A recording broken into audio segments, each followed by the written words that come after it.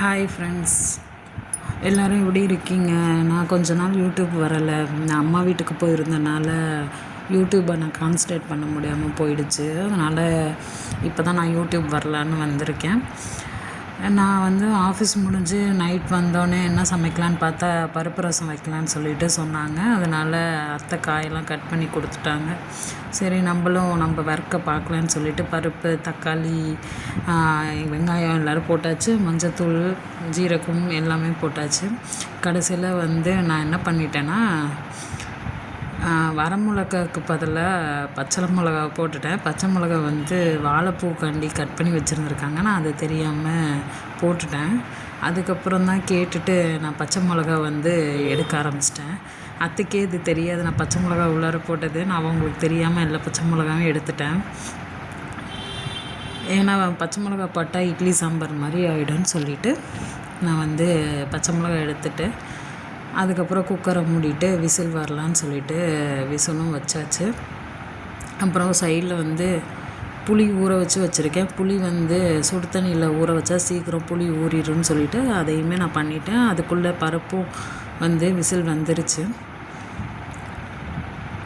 அதையுமே ஆஃப் பண்ணிவிட்டு நெக்ஸ்ட்டு என்ன பண்ணலான்ட்டு யோசிச்சுட்ருக்கும்போது சாதம் இல்லை, வாழைப்பூ செய்யலான்னு சொல்லிட்டு பிளான் பண்ணியாச்சு.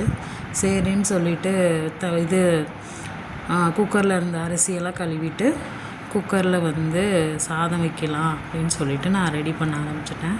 சாதமுமே வைக்க ஆரம்பிச்சிட்டேன். நாங்கள் அர்ஜென்ட்டுக்கு இல்லை, மேக்ஸிமம் நாங்கள் குக்கரில் தான் சாதம் வைப்போம். அப்போனா தான் எங்கள் வீட்டில் இருக்கவங்க எல்லாத்துக்கும் பிடிக்கும். அதனால் நாங்கள் குக்கரில் தான் வைப்போம். நீங்கள்லாம் எப்படி வைப்பீங்கன்னு மறக்காமல் கமெண்ட்டு சொல்லுங்கள். பட் நாங்கள் குக்கரில் தான் வைப்போம். எனக்கும் இது தான் ஈஸி, சீக்கிரம் வச்சுட்டு ரெடி பண்ணிடுவோம். அடுத்தது வாழைப்பூ செய்யலான்னா அந்த சைடு சட்டி வச்சாச்சு.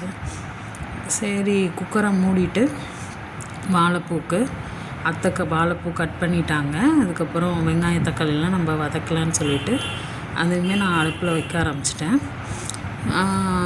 தவாவில் எண்ணெய் ஊற்றிட்டு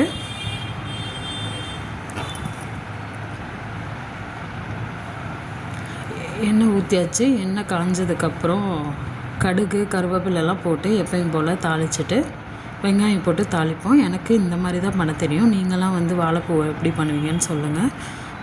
பட் கடுகு, கருவேப்பிலை, வெங்காயம், பச்சை மிளகா எல்லாத்தையுமே நான் போட்டுட்டு ஒரு இதை வதக்கிடுவேன்.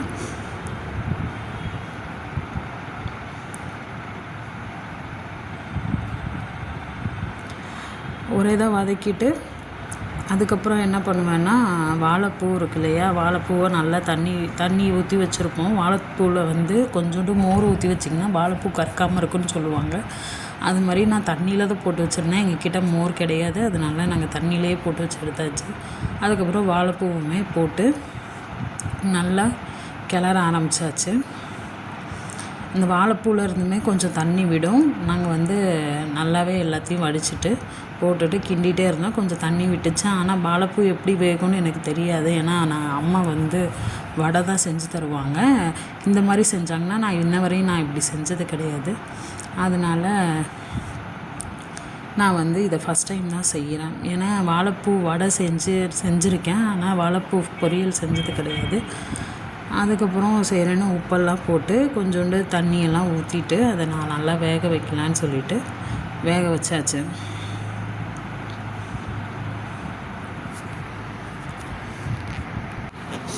எல்லா வாழைப்பூ அந்த இதையுமே எடுத்து நான் போட்டு நல்லாவே வேக வைக்கலான்னு சொல்லிட்டு வேக வச்சிட்டேன். அதுக்கப்புறம் சரி, இது பண்ணுறதுக்குள்ளேயே நம்ம பருப்பு வச்சுருந்தோம் இல்லையா, பருப்பு ரசத்துக்காண்டி அதையுமே நம்ம தாளிச்சிடலாம். டைமுக்கு வேஸ்ட் பண்ண வேணாம். இப்போயும் மணி 8:30 சம்திங் ஆகிடுச்சு. சரி, ஓகே, இதுக்கு மேலே நம்ம லேட் பண்ணோன்னா எல்லோரும் பசி தாங்க மாட்டாங்கன்னா சென்டர் அடுப்பில் போட்டுட்டு நான் ஒரு சின்ன எண்ணெய் கரண்டியில் நெய் ஊற்றிக்கிட்டேன். ஏன்னா நெய் ஊற்றினா பருப்புக்கு நல்லாயிருக்கும்னு சொல்லிவிட்டு நான் நெய்யும் எண்ணெய் கம்மியாக ஊற்றிருக்கேன், நெய் கொஞ்சம் கூடவே ஊற்றிருக்கேன். நெய் 4-5 ஸ்பூனுக்கு மேலே ஊற்றிருக்கேன். அதுக்கப்புறம் எண்ணெய் கொஞ்சம் தான் ஊற்றினேன். ஊற்றிட்டு அது கூட வரமிளகா, கருவேப்பிலையை போட்டு நல்லா தாளிச்சிட்டு அந்த பருப்பில் கொட்டணும். நான் அதுக்கு முன்னாடி புளியை ஊற்றி அந்த பருப்பில் வந்து கொதிக்க விடணும். அப்போ தான் அந்த புளி ராஸ்மல் வந்து போகும்னு சொல்லிவிட்டு இதை தாளித்து வச்சுட்டேன். அதுக்கப்புறம்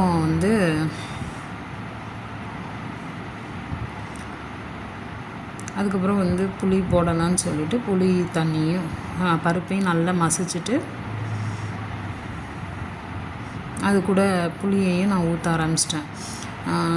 ஊற்றிட்டு அது ரொம்ப நேரம் கொதிச்சிச்சு. அதுக்கப்புறம் எனக்கு பார்க்க இது வந்து சாம்பார் மாதிரியே தெரியல. என்னடா இது மஞ்சள் கலரில் இருக்குது, இட்லி சாம்பார் மாதிரி இருக்குதுன்னு சொல்லிவிட்டு நான் வந்து கொஞ்சோண்டு சாம்பார் தூளும் போடுவேன். அது உங்களுக்கு வந்திருக்கா என்னன்னு தெரியல.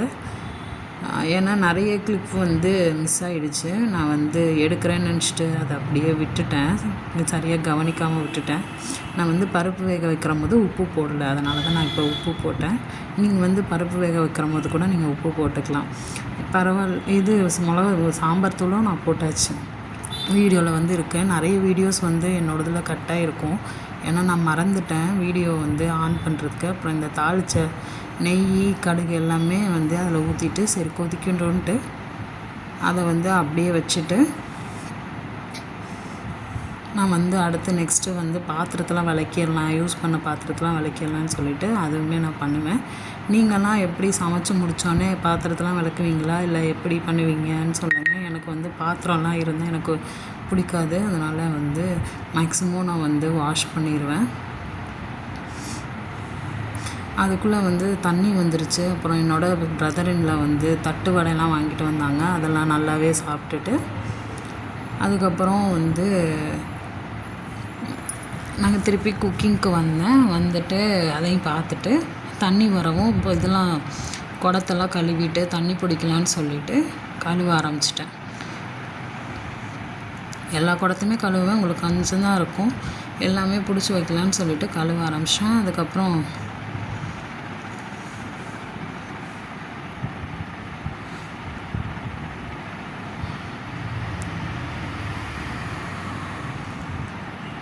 நெக்ஸ்ட் டே வந்து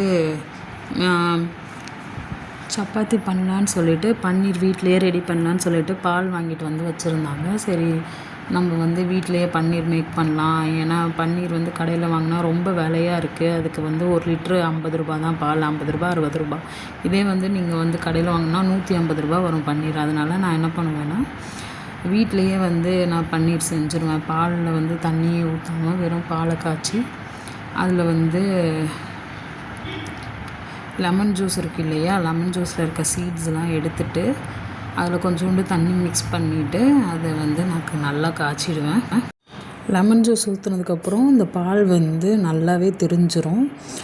அந்த திரிஞ்ச பாலை வந்து என்ன பண்ணணும்னா நல்லா ஸ்ட்ரைன் பண்ணிவிட்டு ஏதாவது ஒரு காட்டன் கிளாத்து அது மாதிரி ஏதாவது ஸ்ட்ரைனர் வச்சு நல்லா ஸ்ட்ரைன் பண்ணிடணும். அதுக்கப்புறம் வந்து நல்லா நம்ம நார்மல் பச்சை தண்ணி இருக்கு இல்லையா அதை ஊற்றணும். ஏன்னா நம்ம லெமன் ஊற்றுனனால அது ஒரு மாதிரி புளிக்கும், கெட்டு போயிடும் சீக்கிரம். அதனால் வந்து நல்லா தண்ணி நார்மல் தண்ணி ஊற்றி நல்லாவே அதை வந்து நல்லா வாஷ் பண்ணிடணும். வாஷ் பண்ணிவிட்டு நல்லாவே புளிஞ்சிடணும்.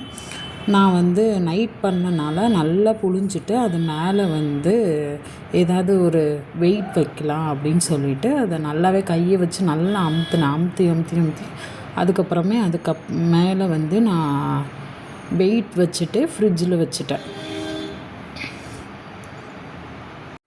ஃப்ரிட்ஜில் வச்சாச்சு. அதுக்கப்புறம் நான் என்ன பண்ணேன்னா கிச்சனில் இருக்க பாத்திரம் எக்ஸ்ட்ரா என்னெல்லாம் யூஸ் பண்ணேன், அடுப்பு, கிச்சனோட அந்த ஷெல்ஃப் எல்லாத்தையுமே நான் நல்லா க்ளீன் பண்ணிவிடுவேன் டெய்லியுமே. ஏன்னா மார்னிங் எப்போ ஏஞ்சி வந்தாலுமே நமக்கு ரொம்ப ஈஸியாக இருக்கும். எந்த டைமுக்கு வந்தாலுமே சீக்கிரமே ஏதோ ஒன்று பண்ணிடலாம். கிச்சனில் எல்லாமே அப்படியே இருந்தால் மார்னிங் வந்தோடனே நமக்கு வந்து ரொம்ப டென்ஷனாக இருக்கும். அதனால் நான் எப்போயுமே கிச்சன்லாம் நைட்டு கழுவிட்டு எவ்வளோ டைம் ஆனாலுமே வாஷ் பண்ணிவிட்டு க்ளீன் பண்ணிவிட்டு அடுப்பெல்லாமே நல்லா சுத்தமாக தொடச்சிட்டு அதுக்கப்புறம் தான் நான் வந்து தூங்குறதுக்கே போவேன். அது என்னோடய ஹேபிட்டாகவே மாறிடுச்சு இப்போல்லாம். நீங்களாம் எப்படி இருப்பீங்க, என்ன பண்ணுவீங்க, எல்லாருமே மெசேஜ் பண்ணுங்கள், நான் ரிப்ளை பண்ணுறேன். வந்து இப்போ ஒவ்வொரு பாத்திரமாக கொஞ்சம் பாத்திரம் தான் இருந்துச்சு. அதையுமே நான் வாஷ் பண்ணிவிட்டு நல்லா க்ளீன் பண்ணிவிட்டு அடுப்போட அந்த ஸ்டாண்டு கீடு எல்லாமே வந்து நான் க்ளீன் பண்ணிவிட்டு அதெல்லாமே செட் பண்ணிவிட்டு தான் நான் போய் மித்த வேலையெல்லாம் பார்த்தேன். அதுக்கப்புறம் வந்து எக்ஸ்ட்ரா இருந்த சாப்பாடு அப்புறம் வந்து சாம்பார் எல்லாமே இருந்துச்சு. அதெல்லாமே நீட்டாக அடுப்பு மேலே எடுத்து வச்சுட்டு நானும் தூங்கலான்னு கிளம்பிட்டேன். அதுக்கப்புறம் தான் ஞாபகம் வந்துச்சு என்னோடய ட்ரெஸ்ஸு நாளைக்கு ஆஃபீஸ் போட்டு போகிற ட்ரெஸ் அயர்ன் பண்ணேன்னு. அப்புறம் அதையுமே அயர்ன் பண்ணிவிட்டு நீட்டாக எடுத்து வச்சுட்டு நானும் தூங்கலான்னு போயிட்டேன். நீங்கள்லாம் வந்து நீங்களாம் என்ன பண்ணுவீங்கன்னு கமெண்டில் போடுங்க. ப்ளீஸ் இந்த வீடியோ பிடிச்சிருந்தா சப்ஸ்கிரைப் பண்ணுங்கள். பாய்.